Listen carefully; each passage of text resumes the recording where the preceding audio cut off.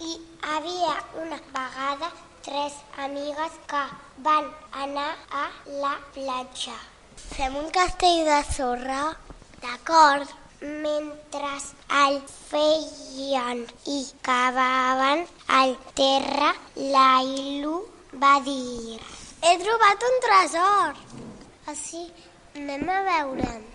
Quina pira d'or, què farem amb tot això? Anem a casa a pensar-ho.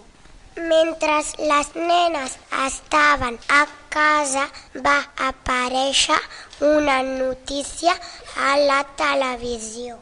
Quina notícia més Espantosa.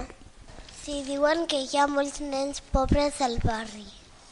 Les 3 amigues van decidir donar-los el tresor als pobres i així van solucionar 2 problemes. Conte contat, ja s'ha acabat!